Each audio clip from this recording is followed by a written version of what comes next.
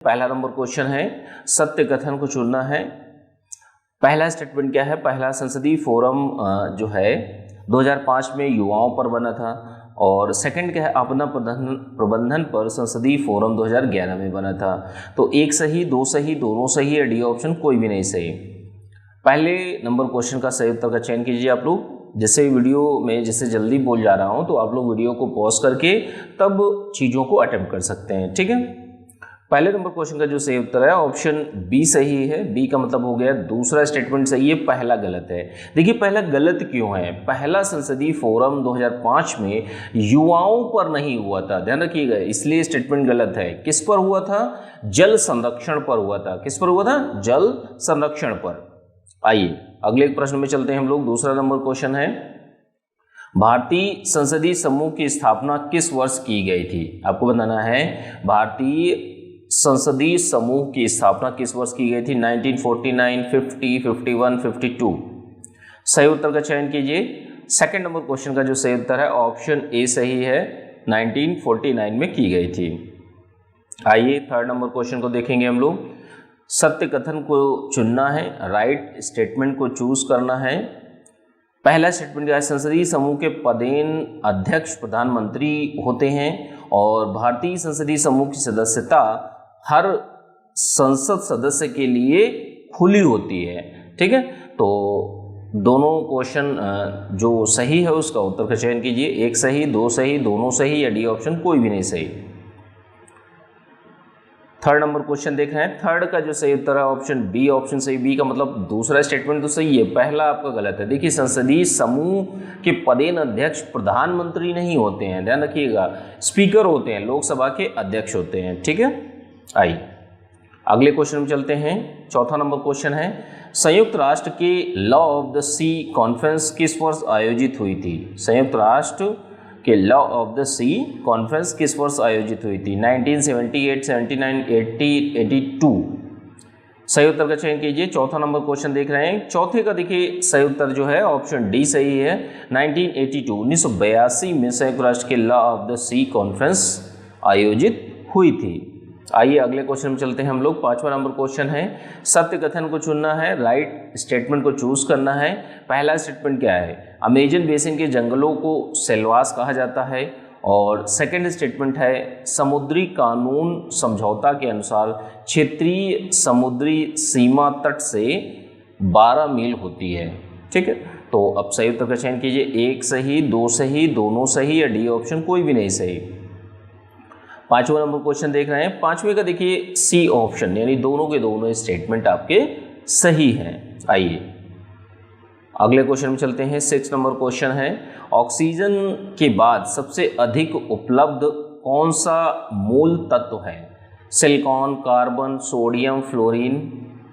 छठवां number question देख रहे हैं। छठवें का सही उत्तर का चयन कीजिए आप लोग। मूल तत्व की बात की जा रही है, इस चीज को ध्यान रखिएगा।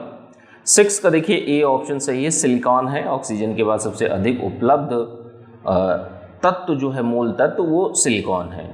आइए अगले क्वेश्चन में चलते हैं। 7वां नंबर क्वेश्चन है,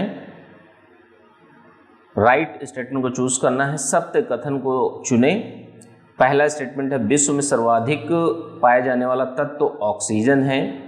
विश्व में सर्वाधिक पाया जाने वाला तत्व जो है ऑक्सीजन है। और सेकंड स्टेटमेंट क्या है? लगभग 100 प्रकार के, जो पृथ्वी है, पृथ्वी पर लगभग 100 प्रकार के रासायनिक तत्व पाए जाते हैं। तो अब सही उत्तर का चयन कीजिए। एक सही, दो सही, दोनों सही है, डी ऑप्शन कोई भी नहीं सही।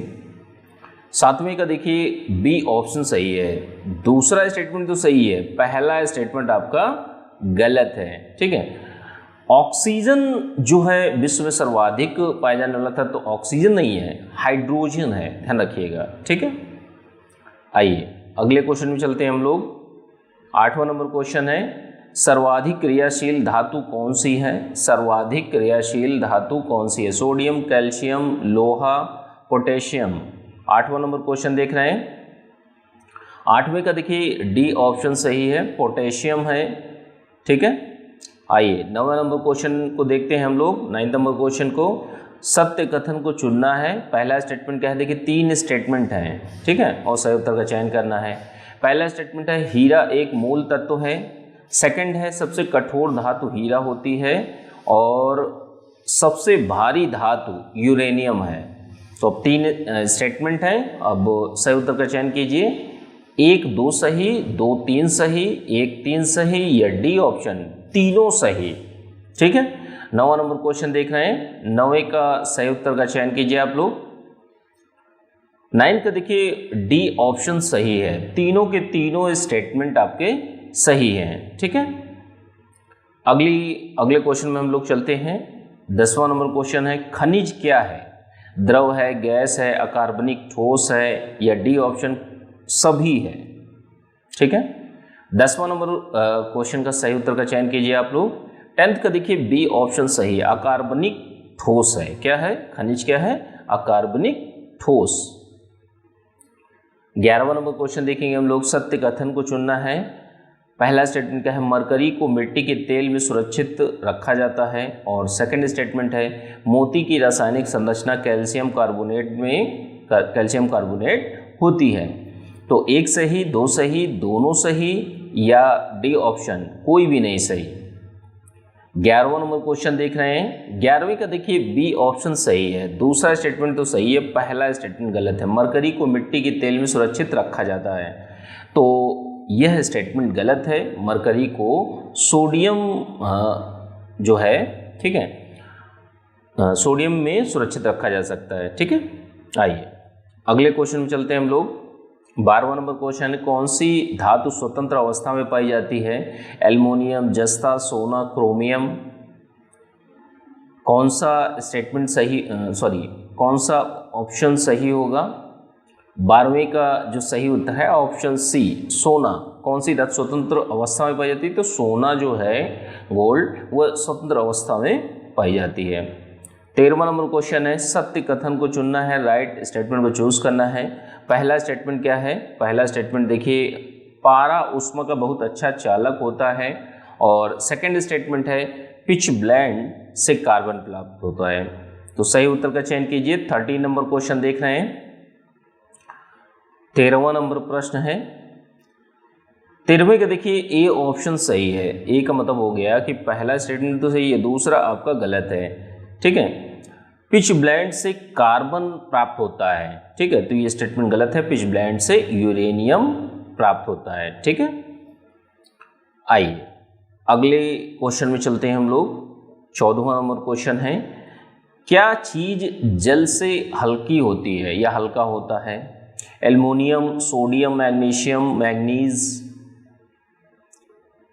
सही उत्तर का चयन कीजिए। 14 नंबर क्वेश्चन है। 14 का देखिए बी ऑप्शन सही है, सोडियम जो है वो जल से हल्का होता है। ठीक है, आइए 15वें नंबर क्वेश्चन में चलते हैं हम लोग। सत्य कथन को चुनना है, राइट स्टेटमेंट को चूज करना है। पहला स्टेटमेंट है, अकबर ने दास प्रथा को 1563 में समाप्त किया, और सेकंड स्टेटमेंट है मनसब का अर्थ श्रेणी या पद होता है। 1 सही, 2 सही, दोनों सही, या डी ऑप्शन कोई भी नहीं सही।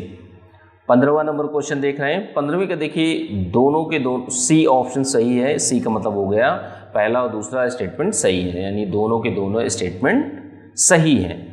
आइए अगले क्वेश्चन में चलते हैं। 16 नंबर क्वेश्चन है, कौन सा स्मारक फतेहपुर सीकरी में नहीं है? ध्यान रखिएगा, अच्छे से जवाब दीजिएगा ध्यान देते हुए।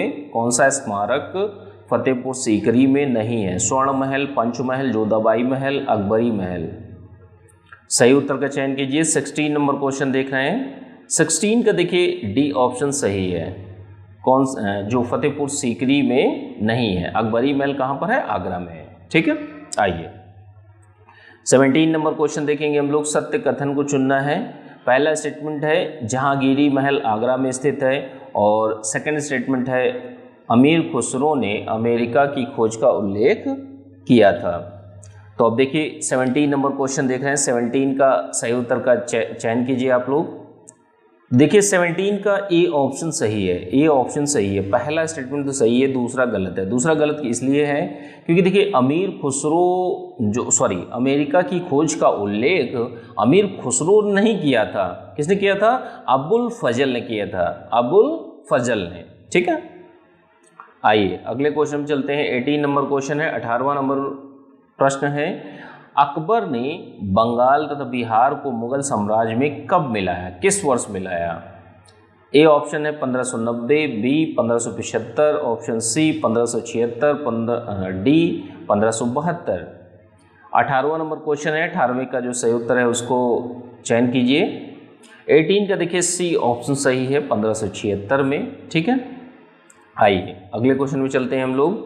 19वां नंबर क्वेश्चन है, सत्य कथन को चुनना है, राइट स्टेटमेंट को चूज करना है। पहला स्टेटमेंट क्या है, अकबर के समय प्रसिद्ध चित्रकार मंसूर था, और सेकंड रामायण का फारसी में अनुवाद फैजी ने किया। तो एक सही, दो सही, दोनों सही, या डी ऑप्शन कोई भी नहीं सही। 19वां नंबर क्वेश्चन देख रहे हैं, 19वें का देखिए डी ऑप्शन सही है, कोई भी स्टेटमेंट नहीं सही है, दोनों के दोनों गलत हैं। अकबर के समय प्रसिद्ध चित्रकार जो था वो दसवंत था। कौन था? दसवंत। और रामायण का फारसी में अनुवाद फैजी ने नहीं किया था, बदायूनी ने किया था, ठीक है, ध्यान रखिएगा, बदायूनी।